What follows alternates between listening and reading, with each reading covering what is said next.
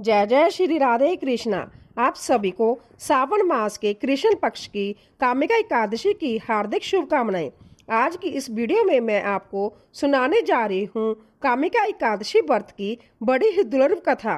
तो आप सभी भक्तजन इन कथा को बड़ी ही श्रद्धा और प्रसन्न चित्त मन से सुनिएगा। बोलिए श्री लक्ष्मी नारायण भगवान की जय। कामिका एकादशी को श्री हरि का सबसे उत्तम व्रत माना जाता है। इस एकादशी की कथा भगवान श्री कृष्ण ने धर्मराज युधिष्ठिर को सुनाई थी। इससे पहले राजा दिलीप को वशिष्ठ मुनि ने सुनाई थी, जिसे सुनकर उन्हें पापों से मुक्ति और अंत में मोक्ष की प्राप्ति हुई थी। धर्मराज युधिष्ठिर भगवान श्री कृष्ण से कहते हैं कि भगवान, मैं आपको कोटि कोटि प्रणाम करता हूँ। मैंने आपके श्रीमुख से आषाढ़ मास के शुक्ल पक्ष में आने वाली देवशयनी एकादशी का महात्म्य सुना है। हे मधुसूदन, अब आप मुझे श्रावण मास के कृष्ण पक्ष की एकादशी के बारे में बताइए। तब धर्मराज की यह बात सुनकर मनोहर मुस्कान वाले भगवान श्री कृष्ण कहने लगे, हे धर्मराज, जो प्रेषण अभी अभी तुमने किया है वही प्रेषण लेकर परम शुद्ध भक्त देवऋषि नारद एक बार सृष्टि के रचिता श्री ब्रह्मा जी के पास गए थे। उस समय उन दोनों के बीच में जो वार्तालाप हुआ उसको मैं तुम्हें सुनाता हूँ, तुम ध्यान पूर्वक सुनो। ऐसा कहकर भगवान श्री कृष्ण कथा कहना आरंभ कर देते हैं। भगवान श्री कृष्ण कहने लगे कि हे धर्मराज, एक समय की बात है जब इस चराचर जगत में भ्रमण करते हुए भगवान श्री हरि के परम भक्त देवऋषि नारद अपने पिता श्री ब्रह्मा जी के पास पहुंचे।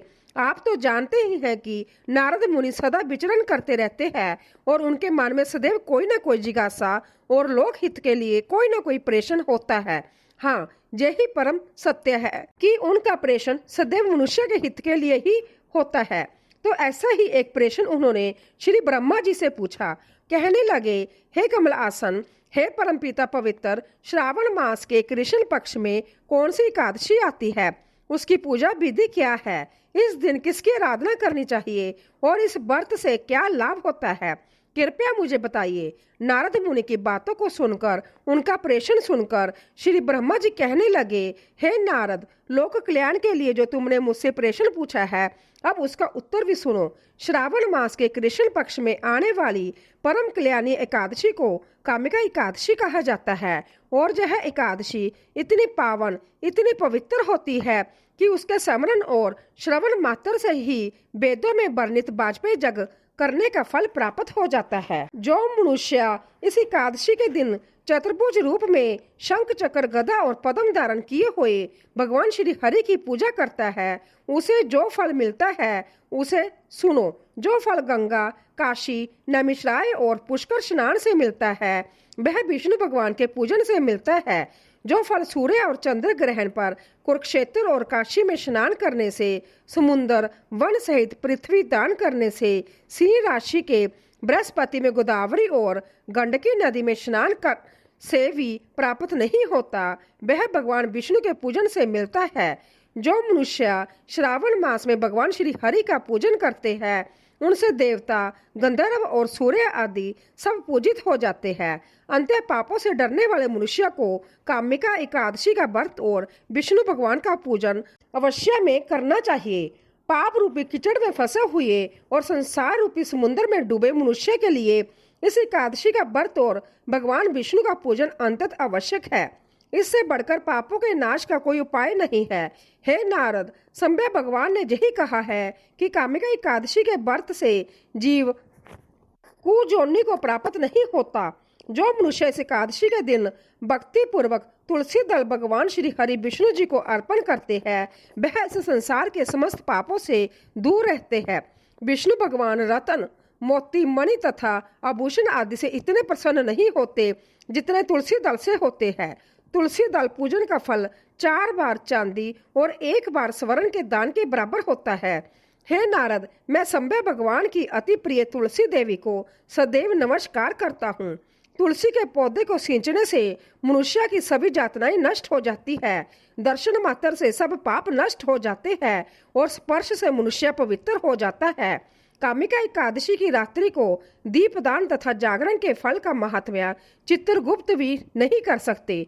जो इस एकादशी की रात्रि को भगवान श्री हरि के मंदिर में दीपक जलाते हैं, उनके पितर स्वर्ग लोक में अमृत पान करते हैं तथा जो घी या तेल का दीपक जलाते हैं वे 100 करोड़ दीपकों से प्रकाशित होकर सूर्य लोक को जाते हैं। अंत में ब्रह्मा जी ने नारद जी से कहा, ब्रह्मा हत्या तथा भ्रूण हत्या आदि पापों को नष्ट करने वाली इस कामिका एकादशी का व्रत मनुष्य को जतन पूर्वक अवश्य करना चाहिए।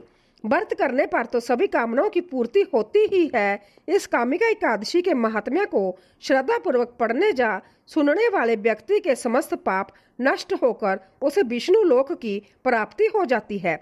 बोलिए श्री लक्ष्मी नारायण भगवान जी की जय। अब आप सुनिए कामिका एकादशी की व्रत कथा। कामिका एकादशी की कथा के अनुसार किसी गांव में एक पहलवान रहा करता था। उस गांव में ब्राह्मण भी रहा करते थे। पहलवान का स्वभाव बहुत ही क्रोधी था। वह बात बात पर क्रोधित हो जाया करता और किसी से भी झगड़ा कर लिया करता। एक दिन की बात है, गांव में एक ही ब्राह्मण से उसकी बहस हो गई। बहस इतनी बढ़ गई कि उन दोनों के बीच में हाथापाई होने लगी और इसी हाथापाई के बीच पहलवान के हाथों से ब्राह्मण की हत्या हो गई। अपने हाथों से मारे गए ब्राह्मण की क्रिया उस पहलवान ने करनी चाहिए, लेकिन पंडितों ने उसे क्रियाक्रम में सम्मिलित होने से मना कर दिया। ब्राह्मणों ने कहा कि तुम पर ब्रह्म हत्या का दोष है, पहले प्रायश्चित करके इस पाप से मुक्त हो जाओ, तब हम तुम्हारे घर पर भोजन करेंगे। तब वह पहलवान पूछने लगा कि हे महाराज, इस पाप से मुक्त होने का क्या उपाय है? तब ब्राह्मणों ने उसे बताया कि श्रावण मास के कृष्ण पक्ष की एकादशी को भक्ति भाव से श्रद्धा पूर्वक भगवान श्री हरि का व्रत और पूजन कर ब्राह्मण को भोजन कराकर दक्षिणा देकर उनसे आशीर्वाद प्राप्त करने के बाद ही तुम्हें इस पाप से मुक्ति मिल पाएगी। तब पंडितों की बताई हुई विधि के अनुसार व्रत करने वाली रात में भगवान श्री हरि ने उस पहलवान को दर्शन देकर कहा कि मैंने तुम्हारा व्रत स्वीकार किया है, अब तुम्हें ब्रह्म हत्या के पाप से मुक्ति मिल गई है। इस व्रत को करने से ब्रह्म हत्या, भ्रूण हत्या आदि सभी पापों का नाश हो जाता है और ऐसा व्यक्ति इस लोक में सभी सुखों को भोग कर अंत में श्री विष्णु धाम को जाता है। जो भी भक्त सच्चे मन से कामिका एकादशी के इस महात्म्य को सुनता अथवा दूसरों को सुनाता है, उस मनुष्य को भी अंत में स्वर्ग लोक की प्राप्ति होती है। बोलिए माता लक्ष्मी और भगवान श्री विष्णु जी की जय। प्रिय भक्तजनों, इस दिन बांके बिहारी जी और तुलसी जी की कथा को सुने बिना यह व्रत पूर्ण नहीं माना जाता। इसीलिए अब आइए श्रावण करते हैं बड़ी ही दुर्लभ कथा। तो इस कथा को पूरा अवश्य सुनिएगा। यह एक सच्ची घटना है। बरसाने में श्री राधा जी का एक मंदिर है, जिसके पास एक सेठ जी रहा करते थे। सेठ जी बहुत ही संपन्न थे। उनके पास सब कुछ था, आलीशान दुकान, भव्य भवन, 3 बेटे और 3 बहुएं। सेठ जी यूं तो हर तरीके से साधन संपन्न थे, लेकिन फिर भी उनके मन में बड़ा दुख था। उन्हें लगता था कि अगर उनकी पुत्री होती तो वह अपने मन की सारी बात अपनी पुत्री को बताते और पुत्री को बहुत दुलार करते। अब कुछ समय पहले ही सेठ जी की पत्नी का देहांत हो गया था, इसीलिए सेठ जी बहुत ही अकेलापन महसूस करते थे। सेठ जी हमेशा अपने घर के पास स्थित मंदिर में श्री राधा जी के दर्शन के लिए जाया करते। एक दिन जब सेठ जी मंदिर में श्री राधा जी के दर्शन करने गए, उस दिन मंदिर में एक संत पधारे थे। सेठ जी को कुछ उदास देखकर संत ने सेठ जी से पूछा, उदास क्यों हो बेटा? सेठ जी बोले, महाराज मेरी कोई बेटी नहीं है, इसीलिए मैं उदास हूँ। संत मुस्कुराए और बोले, यदि जीवन में किसी का अभाव है तो उसकी जगह भगवान को बिठा लेना चाहिए। सेठ जी बोले, महाराज मेरे तो कोई बेटी नहीं है, तो मुझे क्या करना चाहिए? संत बोले, अरे सेठ जी, जब तुम्हें बरसाने का वास मिला है तो तुम बरसाने की बेटी श्री राधा जी को अपनी बेटी क्यों नहीं मान लेते? संत की बात सेठ जी को बहुत पसंद आई। उसी दिन सेठ जी ने श्री राधा जी का एक बड़ा चित्र मंगवाया और उसे अपने कमरे में लगा दिया। अब तो सेठ जी का जीवन ही बदल गया। वह उठते बैठते सोते जागते श्री राधा जी को अपनी बेटी मानकर उनसे बातें करने लगे। उन्हें अपनी पुत्री को हर बात बताने में बहुत आनंद आता था। सेठ जी की राधा जी में ऐसी लगन लगी कि जब भी वह दुकान जाते तो श्री राधा जी को भोग लगाकर प्रसाद पाकर ही जाते थे। शाम को लौटते तो राधा जी को प्रणाम करते, उनसे बातें करते और भोग लगाकर फिर प्रसाद ग्रहण करते और हर समय श्री राधा जी का कीर्तन किया करते और प्रसन्नचित्त रहते थे। जब भी सेठ जी से कोई उनका परिचय पूछता तो सेठ जी कहते, 3 बहू बेटे घर में, सुख सुविधा है पूरी, संपत्ति भरी भवन में, नहीं रहती कोई मजबूरी। कृष्ण कृपा से जीवन पथ में आती ना कोई बाधा, मैं बड़भागी पिता हूँ, मेरी बेटी श्री राधा। एक दिन सेठ जी के घर में चूड़ी पहनाने वाली मनिहारिन आई। तीनों बहुओं ने बारी बारी से आकर मनिहारिन से चूड़ियां पहन ली। श्री राधा जी को लगा कि आज हमारे पिता के घर में चूड़ी पहनाने वाली आई है, तो मैं भी जाकर चूड़ियां पहन लेती हूँ। जैसे ही तीनों बहुएं चूड़ियां पहनकर गई, श्री राधा जी प्रकट हो गई। मनिहारिन ने जब राधा जी का रूप देखा तो वह उन्हें देखती ही रह गई। राधा जी बोली, मुझे भी चूड़ी पहनाओ। मनिहारिन ने समझा कि इसके घर में कोई मेहमान आया होगा।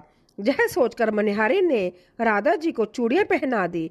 श्री राधा जी चूड़ियां पहनकर एक ओट में जाकर अंतर्धान हो गई।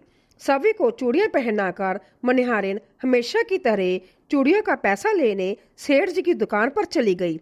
मनिहारिन को देखते ही सेठ जी बोले, घर पर चूड़ियां पहना गई थी, जय लो तुम्हारे पैसे। सेठ जी ने मनिहारिन को हर बार के जितने ही पैसे दिए। मनिहारिन बोली, सेठ जी इस बार मैं ज्यादा पैसे लूंगी। मैंने आपके घर में 3 जनों को नहीं बल्कि 4 जनों को चूड़ियां पहनाई है। सेठ जी बोले, हमारे घर में 3 बहुओं के अलावा चौथी तो कोई है ही नहीं। मनिहारिन बोली, यह मैं नहीं जानती, लेकिन चूड़ी मैंने तो 4 को ही पहनाई है। सेठ जी बोले कि बाकी के पैसे मैं पहले घर में पता करके आऊंगा, उसके बाद दूंगा। मनिहारिन बोली, ठीक है, आप घर में पता कर लीजिए। यह कहकर मनिहारिन चली गई। शाम को सेठ जी घर पर पहुंचे। उन्होंने घर में मनिहारिन के बारे में पूछा। उनकी बहुओं ने कहा कि केवल हम तीनों ने ही चूड़ियां पहनी थी। सेठ जी बोले, मैं भी कहूँ कि चौथा कोई है ही नहीं हमारे घर में चूड़ियां पहनने वाला। इस प्रकार सेठ जी बात भूल गए और अपने नित्य काम में लग गए। सेठ जी राधा राधा बोलते बोलते श्री राधा जी को प्रसाद का भोग लगाकर भोजन करके सो गए। जब सेठ जी को नींद आ गई तो उनके स्वप्न में श्री राधा जी प्रकट हो गई। राधा जी बहुत उदास थी, उनकी आंखों में आंसू थे। सेठ जी ने पूछा, बेटी उदास क्यों है? श्री राधा जी बोली, आज मेरा मन बहुत दुखी है। मैंने आज अपने पिता का घर समझकर जहां उस मनिहारिन से चूड़ियां पहनी थी, लेकिन पिताजी आपने उस मनिहारिन को मेरी चूड़ियों का मोल नहीं चुकाया। पिताजी आपने मुझे बेटी तो बना लिया, परंतु आपको मेरी याद नहीं आई, आपने मुझे बुला दिया, इससे मैं बहुत दुखी हूँ। यह सुनकर सेठ जी सपने में ही रोने लगे और बोले, बेटी मुझे क्षमा कर दो, मुझसे बहुत बड़ी भूल हो गई। सेठ जी तुरंत नींद में से उठ बैठे, उनकी आंखों में आंसू आ रहे थे। सेठ जी ने तुरंत तिजोरी में से पैसे निकाले और मनिहारिन के घर की तरफ चल दिए। सेठ जी ने मनिहारिन के घर का दरवाजा खटखटाया। मनिहारिन ने दरवाजा खोला। सेठ जी, आप इतनी रात को? सेठ जी को अपने घर पर देखकर मनिहारिन चौंक गई। सेठ जी के नेत्रों में आंसू भरे थे। सेठ जी बोले, तुम्हारे जैसा बड़भागी कोई नहीं है। मनिहारिन बोली, सेठ जी क्या हुआ? सेठ जी बोले, मैंने राधा जी को अपनी बेटी बनाया, परंतु मैंने उन्हें कभी अपने नेत्रों से नहीं देखा, लेकिन तुमने आज उन्हीं राधा जी को अपने हाथों से चूड़ियां पहनाई। आज तुम्हारे जितना भाग्यशाली इस धरती पर कोई नहीं है। मैं तुम्हें अपनी पुत्री की पहनाई हुई चूड़ियों का मूल्य चुकाने आया हूँ। यह कहकर सेठ जी ने रुपयों से भरी हुई थैली मनिहारिन के सामने रख दी और कहा, इसमें से जो भी लेना है वह ले लो। जब मनिहारिन ने सुना कि संभव राधा जी उसे चूड़ियां पहनने आई थी तो उसकी आंखों से भी आंसू की धारा बह निकली। मनिहारिन बोली, सेठ जी, मैं राधा रानी की चूड़ियों के पैसे आपसे कैसे ले सकती हूँ? राधा रानी तो इस बरसाने की बिटिया है और मैं बिटिया की चूड़ियों के पैसे आपसे ना लूंगी। परंतु सेठ जी नहीं माने। सेठ जी ने रुपयों से भरी हुई थैली मनिहारिन के घर पर रखी और वहां से सीधे राधा जी के मंदिर को चले गए। उस दिन के बाद सेठ जी ने सब कुछ छोड़कर संन्यास ले लिया और अपना शेष जीवन राधा जी के मंदिर में राधा जी की भक्ति करते हुए बिता दिया। तो प्रेम से बोलिए, श्री राधा रानी सरकार की जय, श्री कृष्ण कन्हैया की जय। प्रिय भक्तजनों, आइए अब श्रवण करते हैं इस एकादशी व्रत कथा को पूर्ण करने वाली श्री तुलसी देवी जी की कथा। एक ब्राह्मण था। वह प्रतिदिन मंदिर जाता था। वह प्रतिदिन तुलसी माता की पूजा करता था। वह तुलसी माता से प्रतिदिन प्रार्थना करता था कि हे तुलसी महारानी, मेरे आनंद करना। तुलसी माता ने सोचा कि यह ब्राह्मण तो बहुत सीधा है और गरीब है और प्रतिदिन मेरी पूजा करता है, मुझे इसके लिए कुछ न कुछ करना चाहिए। तो तुलसी महारानी एक कन्या का रूप धारण करके बैठ गई और उस ब्राह्मण को बोली कि ब्राह्मण, मैं भी तेरे घर जाना चाहती हूँ।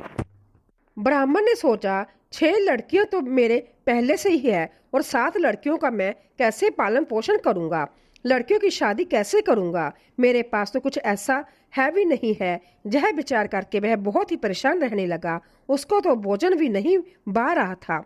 उसकी स्त्री ने कहा, क्या बात है, आजकल आप बहुत दुखी रहने लगे हैं।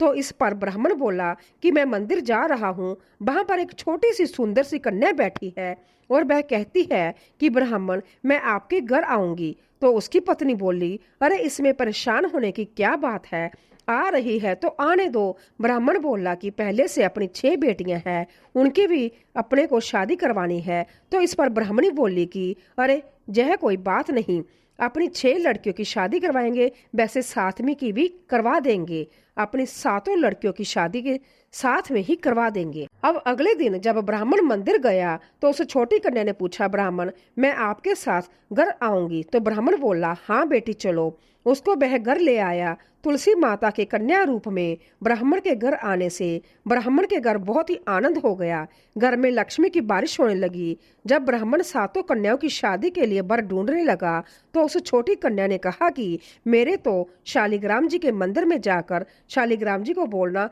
कि बारात लेकर आए और मेरी 6 बहनों को तुम्हारी इच्छा से वर ढूंढना। अब तुलसी महारानी की दया से ब्राह्मण के घर में सब प्रकार के जेवर और वस्त्र सब तैयार हो गए और बड़े ही धूमधाम से उसकी 6 बेटियों का विवाह हुआ। तब ब्राह्मण ने उस कन्या का विवाह श्री शालिग्राम जी से करवाया और अंत ही परम गति को प्राप्त किया। प्रेम से बोलिए तुलसी महारानी और शालिग्राम भगवान की जय। प्रिय भक्तजनों, आइए अब आप श्रवण करेंगे एकादशी के दिन सुनी जाने वाली एकादशी माता की कथा। यह कथा सुने बिना व्रत कथा अधूरी मानी जाती है, तो इसे पूरा अवश्य सुनिए। एक बार एक बूढ़ी माँ ने एकादशी का व्रत रखा। बड़े ही भक्ति भाव से पूजा अर्चना की। उन्हें वृद्ध अवस्था में क्या बाधा थी, वह तो अपने पुत्र पोत्रों की सुख सुविधा के लिए व्रत किया करती थी। वह दिन भर तो जरा कठोर मन से अपनी प्यास को रोके रही और दिन में ब्राह्मणों को मिट्टी के पात्र में भरकर पानी और ऋतु फल दान दिए। दोना बरबर के चीनी और दही का वितरण किया।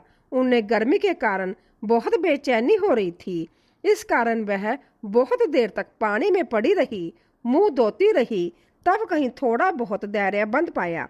धूप तो तेज पड़ ही रही थी, इस कारण उनका मुंह बार बार सूख रहा था और बहुत बेचैनी हो रही थी। एक तो बुढ़ापा और दूसरा जब भयंकर गर्मी। वृद्धावस्था की स्थिति तो कुछ दूसरे ही प्रकार की होती है। जैसे तैसे रो धोकर दिन कट पाया। अब पहाड़ सी रात सामने थी, उसका काटना बड़ा ही कठिन दिखाई दे रहा था। खटिया पर पड़े पड़े शांति नहीं मिल रही थी। वह बार बार करवट बदल रही थी। नेक बार वह बाहर जाती और भीतर आती, उन्हें घर के अंदर शांति नहीं थी। वह खटिया पर पड़ी पड़ी एकादशी माता का स्मरण कर रही थी। वह कहती रही कि हे माता जी, आप मेरी लाज रखिएगा, आप ही मुझे शांति दीजिएगा, जिससे मैं जब व्रत कर सकूं और जब पहाड़ सी रात शांति पूर्वक व्यतीत हो सके। प्यास के कारण बूढ़ी माँ की बेचैनी तो बढ़ती ही जा रही थी। उन्होंने धैर्य रखने का बहुत ही प्रयास किया, किंतु सहनशीलता की सीमा टूट गई और वह घबराकर एकदम चिल्ला उठी। बोली कि बचाओ बचाओ। अम्मा का चिल्लाना सुनकर परिवार वर्ग के नर नारी, बच्चे और पड़ोसी एकत्रित होकर बूढ़ी अम्मा की खटिया के समीप पहुंच गए। सबने पूछा कि अम्मा जी, आपको क्या हुआ, आप क्यों चिल्ला रही है, आप इस वृद्ध अवस्था में यह कठिन व्रत क्यों कर रही है। अम्मा जी, शक्ति से ही भक्ति होती है। थोड़ी ही देर में वह फिर से बोली कि अरे मेरे प्राण निकले जा रहे हैं, मेरी छाती पर ठंडे पानी का घड़ा रख दो। अब नातियों ने दादी की छाती पर ठंडे पानी का पात्र रख दिया। तब उन्हें कहीं थोड़ा बहुत आराम मिला और थोड़ी देर के लिए उन्होंने अपनी आंखें बंद कर ली। अब एकादशी माता ने सोचा कि यह बूढ़ी अम्मा है तो बहुत कठोर, जरा जाकर उसकी परीक्षा लेनी चाहिए।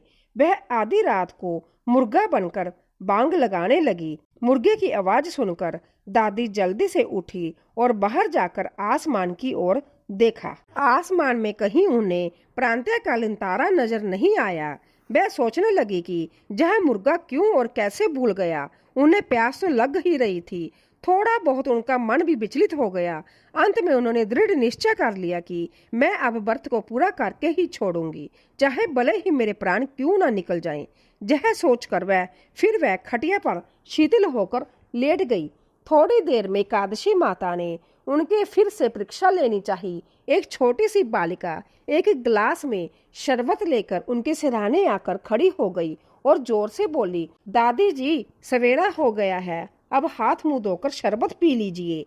पहले तो शरबत का गिलास देखकर उनका मन मचल उठा, किंतु अचानक व्रत का स्मरण हो आया और उन्होंने सोचा कि मैं किसी भी प्रकार से अभी शरबत नहीं पी सकती, और वह शांतिपूर्वक अपनी खटिया पर लेट गई। फिर थोड़ी ही देर में उन्होंने ऐसा लगा जैसे किसी ने उन्हें पानी के कुएं में पटक दिया हो। वह बड़ी देर तक हाथ पैर चलाती रही, किंतु उन्होंने अपने मुंह में एक बूंद भी पानी जाने नहीं दिया। वह दृढ़ता पूर्वक अपने व्रत का पालन करती रही। थोड़ी देर में ना जाने कहां से सामने आग जलने लगी, जिससे बारी गर्मी बढ़ने लगी। प्यास के कारण प्राण निकलने लगे, किंतु वह आग बूढ़ी अम्मा का कुछ भी नहीं बिगाड़ पाया। वह जहां की तहां मुस्कुराती हुई बैठी रही। थोड़ी ही देर में बाहर प्रकाश दिखाई देने लगा। ऐसे लगा जैसे सवेरा हो गया हो। बूढ़ी अम्मा ने जब बाहर निकलकर देखा तो समझ गई कि अभी सवेरा होने में 3-4 घंटे की देरी है।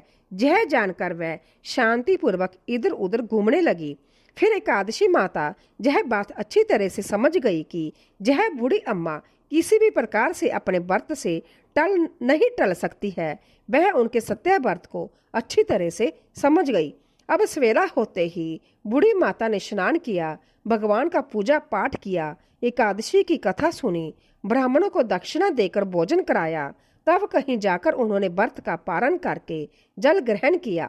कन्याओं को भोज कराने के बाद अम्मा ने संध्या भोजन किया। उस श्रेष्ठ व्रत के प्रभाव से बूढ़ी अम्मा की आयु में वृद्धि हो गई। उनका घर परिवार हरा भरा हो गया। अब उनको कोई अभाव नहीं रहा। वह हर तरह से सुख साधनों से संपन्न हो गई। नाती नातिन से उनका घर भर गया और वह इसी तरह से 12 महीनों की एकादशी का व्रत करने लगी। एकादशी माता के व्रत के प्रताप से इस संसार में हर प्रकार के सुख भोग कर अंत में वह बैकुंठ धाम को चली गई। जैसे एकादशी माता ने बूढ़ी माता और उनके परिवार को हरा भरा किया, ऐसे ही एकादशी माता हम सभी की मनोकामनाओं को पूर्ण करे। बोलिए श्री लक्ष्मी नारायण भगवान की जय।